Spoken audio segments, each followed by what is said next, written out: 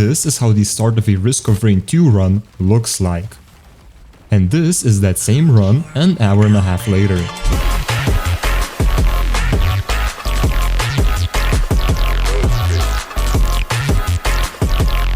Risk of Rain 2 is a fast-paced action roguelite, where having above 30 frames per second is not even considered playing the game. You can stack an infinite amount of any item for an infinite amount of damage. Get one shot anyway. Proceed to toss your computer out the window because you just lost a 2-hour run. Play again. Fail to keep up with the game because time spent in a run is directly tied to the difficulty. Against all odds, successfully outscale the game and do it all over again. Does this sound like a video game you would be willing to play? I'll take your silence as a yes. I know that this is technically the 4th roguelike I'm covering in a row, including my very shitty, unlisted Vampire Survivors review, but I do not care. This genre of games is perfect if you have ADHD and choose to not medicate it. I digress. I still have to convince you that this game is worth your time. I'll now try to keep up with the video pace I've set by introducing the game like this. To play Risk of Rain 2, you first want to take about 15 vitamin C gummies and drink them down with a healthy dose of fish oil. Now that your vision is starting to get blurry and you feel like you're about to pass out, you're all set. Select which game mode you want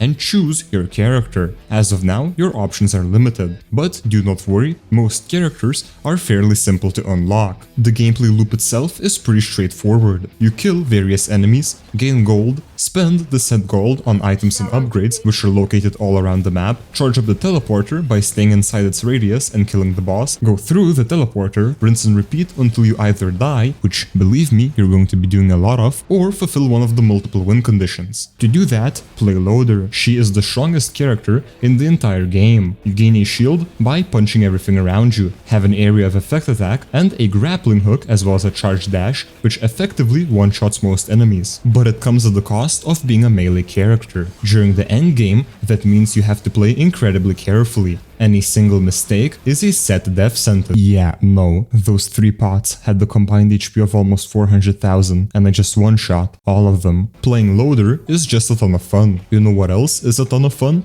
Benthic Bloom. As any other Void Cradle item would, it corrupts its normal item counterpart, which in this case is the 57 Leaf Clover. Normally, the Leaf Clover is an insane find, rolling the chance for any random item effects twice. However, the corrupted version upgrades the rarity of 3 random items in your inventory anytime you enter a teleporter, and it does that per stack. So an hour into the run, you can end up with around 400 legendary items. This comes at a cost of being incredibly slow, because legendary items don't actually give you any movement speed. At this point, I'm quite literally a fucking glass cannon, a glass tank. I can barely move, but it doesn't matter as by simply existing, I am evaporating most enemies. I don't know what items I'm even proccing, but there is still one more thing left to do. Sure, you can finish the run on stage 8 by going through the celestial portal and obliterating yourself, but why do that? Instead, find a newt altar and donate a single lunar coin. That guarantees you get a blue portal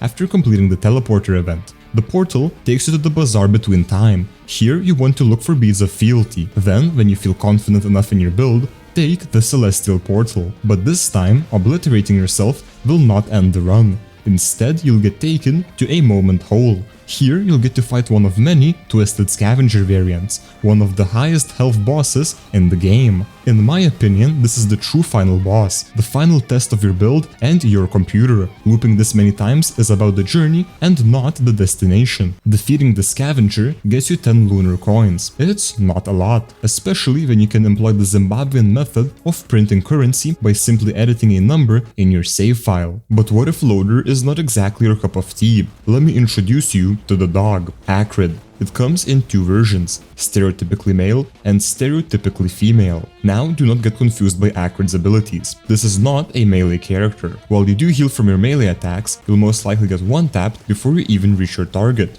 The only true way of playing Acrid is stacking damage debuffs and watching every boss melt from a single poison proc. You also get a very funny ability called Epidemic, which upon hitting an enemy spreads poison to 2 more enemies and so on. Combine that with items such as Gasoline and Ignition Tank, and you get the definitive Acrid experience. Killing a single enemy sets off a chain reaction which cannot be stopped. Additionally, drinking 10 monster energy drinks and ascending your heart to heaven allows you to jump the entire map in a single leap. With enough movement speed items, there isn't a single projectile in the game that can even come close to hitting you. For you, that means if you feed your pitbull enough caffeine, even bullets won't be able to stop it from mauling the nearest toddler. Your caffeinated pitbull will be the coolest dog on the block. Staying on the topic of characters, Twitch is another one I've played a lot. What can Twitch do? Go invisible. But that's not the best part. Each auto attack applies a stack of poison up to 10 times per target. The worst part of playing Twitch? Having a Mossad agent on support throwing the game to make you lose as much LP as possible. And instead of helping you survive a dive under your tier 3, they're flaming your mid lane. Proceed to win the game anyways. The point is, each character in Risk of Rain has a unique playstyle, and I'm sure you'll find something you like.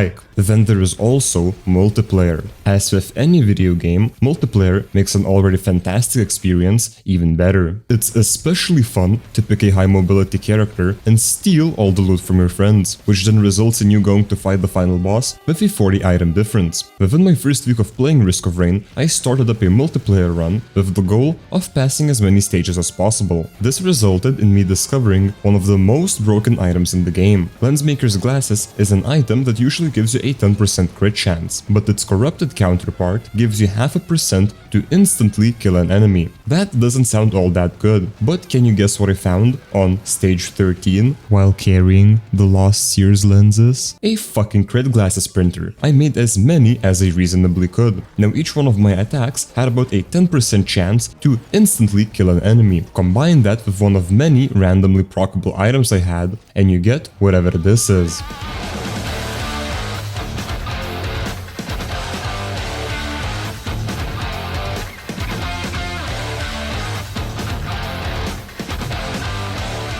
This run went so unbelievably well that in that moment I decided I have to push my luck to the limit. So instead of continuing to actually review the game, let me show you how a run of the highest caliber looks like. Oh, I just died to 2 collapse stacks. 0 out of 10, the worst game ever made. The next run didn't start out any better. I took 9 whole minutes to clear out the first stage. On highest difficulty, that's considered suboptimal.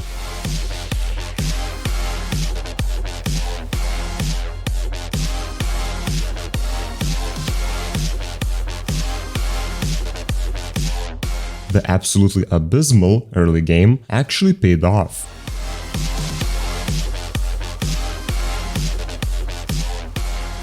Enemies have reached level 99 and there is no going back.